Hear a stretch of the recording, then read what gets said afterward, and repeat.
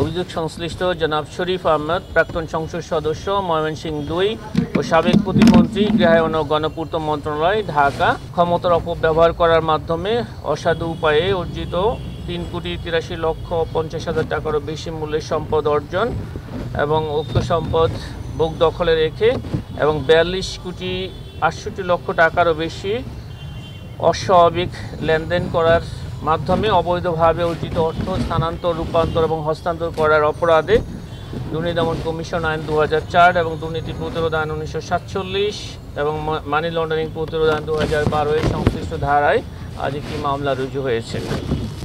অভিযোগ সংশ্লিষ্ট জনাব শরীফ আহমেদের স্বার্থ সংশ্লিষ্ট তাঁর স্ত্রী জনাব শেফালি বেগম, তাঁর শ্বশুর জনাব গোলাম মুস্তফা, তাঁর শাশুড়ি জনাব জাহানারা বেগম, তাঁর শ্যালক মোহাম্মদ শাহ আলম এবং আরও একজন শ্যালক জনাব মোহাম্মদ শামীমের নামে বেনামে বিপুল পরিমাণ স্থাবর অস্থাবর সম্পদ রয়েছে মর্মে তথ্য রয়েছে।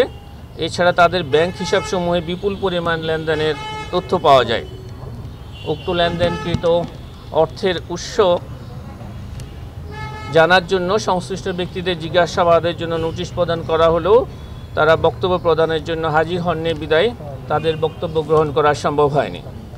এই কারণে এই বিপুল পরিমাণ অর্থ স্থানান্তর, রূপান্তর, হস্তান্তরের ক্ষেত্রে যাদের সংশ্লিষ্টতা এসেছে এই ৫ জনের বিরুদ্ধে দুর্নীতি দমন কমিশন আইন ২০০৪-এর ২৬-১ ধারা মোতাবেক সম্পদ বিবরণী দাখিলের আদেশ জারির সুপারিশ গৃহীত হয়েছে।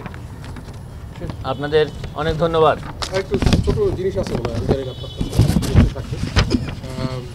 এই বিষয়ে কোনো অনুসন্ধান শুরু হয়েছে কিনা এই সংক্রান্ত কোনো তথ্য আমার কাছে এই মুহূর্তে নেই। যদি কোনো সিদ্ধান্ত গৃহীত হয়ে থাকে আমি নিশ্চিত হয়ে আপনাদেরকে সেটা জানাবো।